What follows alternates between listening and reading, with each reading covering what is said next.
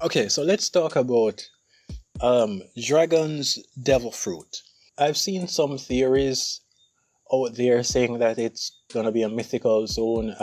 Those theories have been around for several years. The issue that I think the mythical zone idea poses is that there's gonna have to be a lot of suspension of disbelief. What I've noticed is that for mythical zone powers to work to that degree, especially like elemental things like that, the character has to be transformed to some extent. Like certain parts of them have to be transformed in order for them to tap into that type of powers. We didn't really see Kaido using any elemental abilities while he was in base. I would say that Dragon has a wind Logia. We know that Oda likes to combine multiple things. Like early on, it seems like Logia abilities were just going to be a singular element or just strictly actual element. But we've seen with some fruits that Oda is like combining multiple things. So the Logia devil fruits are more like fusions of multiple elements in one. Like you have the forest fruit, which is the biggest example there is. So you could have a storm Logia, and a storm Logia would be responsible for, as the title says, storm. So you could have blizzards, you could have tornadoes, hurricanes, that type of stuff. Everything that happened in Logtown. That is my option B, but option A for me is the wind Logia. In terms of the lightning striking to save Luffy back in Logtown from Buggy, I think that was just coincidence. Which sounds weird to say in a fictional story, but I think that's what it was. I think the wind is what Dragon was responsible for, and when he stopped Smoker, there was heavy wind around him. And again, I think when he saved Sabo, the Sabo scene, I think that was the scene that did it for me. And there was another flashback where he appeared next to Ivankov, and there was just like this slight gust of wind that came with his appearance. So those two scenes are the scenes that convince me that he has a wind Logia, because wind is the element that is there in every single time, not the lightning and the rain and all that. It's the wind that's there.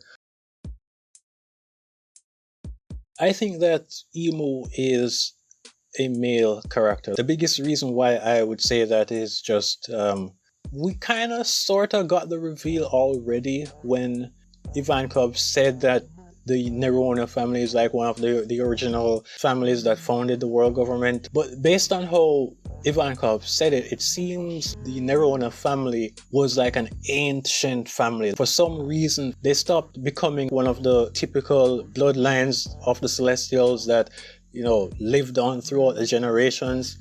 For some reason they stopped. So that's why when Ivankov said what he said, it came across like that, like one of the family names for one of the earlier kings.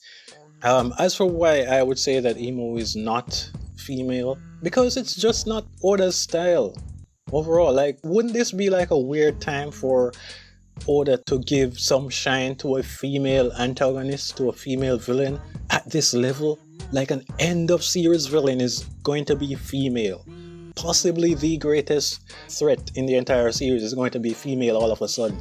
Big Mom is the closest female villain that we've gotten to this degree before, and we saw how Oda handled Big Mom in Whole Cake Island and in Wano. She was just a side villain, a secondary antagonist in both arcs. And I am a huge Big Mom fan, by the way. The fact that we have like 1100 chapters of evidence, of multiple opportunities for Oda to dedicate, a full-on epic fight, an epic arc final boss to a female, and he just doesn't.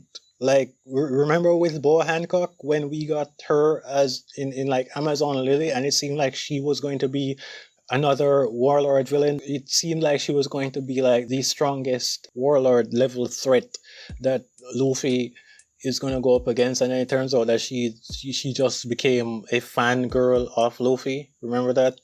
that is the reason why I don't think Imu is female. But the alternative possibility is like a bit of both, which is that Imu Nerona or whatever, the actual Imu is this demonic figure that is possessing Lily, Vivi's ancestor. So the figure that we're seeing is Lily, but it's like the shell of Lily. The actual Lily has been long dead already, taken over by Imu, the king. And then towards the end of it, we're going to get some reveal. We're going to get the true form of Imu that transforms into the male demonic figure. That's the alternative possibility, in my opinion. Moving on now to the SHAKKY GLAZE. Okay, so this is one of the topics that a lot of the Redditors in the One Piece subreddit and the meme piece, whenever I talk about this, they act like there's nothing at all wrong with the insane bit of glaze that SHAKKY has been getting in the flashback arc within the Elbaf arc. So my issue with this is that it's really hard to suspend disbelief when you think about how hyped up SHAKKY is, the tier of characters that are going crazy over SHAKKY.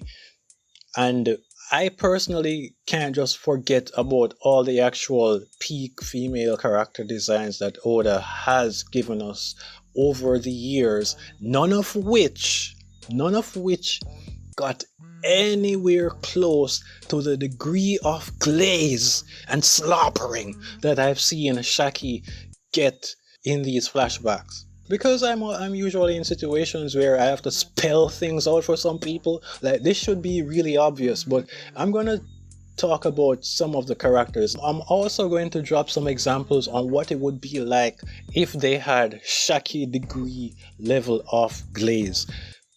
Firstly, let's go to Hiyori. If Hiyori had SHAKKY level of glaze, Zoro would be going crazy around her. He would be imagining her as his wife, and he actually did have the opportunity to have those scenes. We didn't get that. Kid or Law, either one of them should have been going crazy, should have been talking about her in some way. We didn't get that. Kaido should have been thinking about making Hiyori his wife. But no, instead we got Orochi and mainly Fodders going crazy over Hiyori. Nami and or Robin at any point in the series, they should basically have a full-on fan base, but we never got that. Viola is another one that could have gotten the SHAKKY level glaze, but she did not. If she actually had the SHAKKY level glaze, Luffy would be like a vegetable mentally. Smoothie is another one that could have gotten it with her size, the legs, the uniqueness. Stussy was kind of just shoved to the side of Whole Cake Island, and also Egghead. And all of these characters that I have mentioned thus far, all of them hands down way more attractive and a unique character design than what we got from SHAKKY. And I won't even get into Hancock yet, but I will just share the image that you see on screen that I shared on Reddit, and you should get the picture, literally and figuratively. A few characters that I want to mention as like missed opportunity for glazing that would have made perfect sense in story, in world. First off, Prime Big Mom Lin Lin. Like this was right there. This should have been Oda's first choice when he thought about doing a flashback arc where multiple people are going crazy over a younger version of a popular female character, because it's right there. It's right. It's like low-hanging fruit, as I say. It's right there in story already. We know that Lin Lin has taken several husbands, has had several kids. Whatever you see going on with SHAKKY, swap her out with Lin Lin. Just swap her with Big Mom, and it makes perfect flat-out sense. Based on the obvious fact. And I have no issue with saying this, Big Mom's character design from top to bottom overall clears SHAKKY, clears any version of SHAKKY that we've seen so far. Prime Lin Lin clears her. So we have the fact that she's, sexier, plus the fact that we know her history, where for some reason she just kept getting a bunch of different husbands and having a bunch of different kids. Shanks's mom is another huge missed opportunity that was right there. It was right there. We have a red-haired woman, something that is not common in One Piece. Something that would make a celestial fall for her to the point where, whether it be he was pretending or whatever, the fact is that he, Garling, went and had twins with this woman. Oda could have spun it in a way where Shanks's mom was like, give her like a similar arc to Shakky. You don't necessarily have to make her a pirate, but you could have made her like this really popular, really beautiful, really hot person from a young age growing up, and like everyone was going crazy over her, and Garling got her, and then, you know, whatever happened next happened. And it would have made perfect sense, because it's not like we have gotten a bunch of characters like her in the series. But no, instead we just got a shot of her, of the back of her head, and that was that. She is dead. So Long Carrot is another missed opportunity. We could have got, if after Carrot transformed in Whole Cake Island, that could have been a perfect moment, and I wouldn't have any issue with it at all, for multiple members of the Big Mom Pirates to be going crazy because of the fact that her transformation is so angelic almost. And now we get to the final section that I want to talk about, which is the God Valley flashback.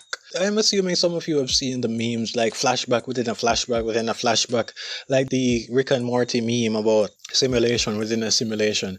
I personally would have preferred if the flashback had dates. Right, that's the first issue that I have with it. But the other thing is that Rox's character, when we first heard about Rox, I thought he was going to be an actual villain. But so far, compared to the legit villains that we've gotten in the series, like Kaido and Doflamingo, Arlong, Alabasta Crocodile, and so on, he's not a villain. That's one of the things that surprised me, and he's really just on God Valley to try and save his family. And this leads to a trickle-down effect to Blackbeard, because no, it's like this is gonna make Blackbeard less terrible, which is not what I want. At this stage in the story, I don't want us to be getting Demon Slayer-esque villains where they do something terrible early on, and then later on you're like, you're not really that bad. Oh, you had a sad past. Oh, you know, you're not that bad anymore. I forgive you for doing the terrible, disgusting thing that you did to a nice character. And another issue that I have with the God Valley flashback is Gold Roger being an idiot. I don't even want to spend too much effort on this. It's just unexpected and underwhelming to find out how he is, and the dynamic between him and Rox. I thought that it would have been more of a more serious contrast. Instead, it seemed like it was just almost a friendly rivalry sort of thing, like, you know, Naruto Sasuke or Luffy and Kid and Law. I did not expect it to be at that level. I thought it would have been more serious than that. And I see some people, you know, disagreeing with me, pointing out that, you know, it's just weird to have Roger being portrayed with Buggy or Usopp level of buffoonery. And I said that it seems like Ace got his coolness or badass genes from his mom. They're talking about there's still a parallel between Roger and Ace and Roger and Luffy, because Ace and Luffy have been goofy and funny, and same thing with Roger, but they're not getting the obvious difference there.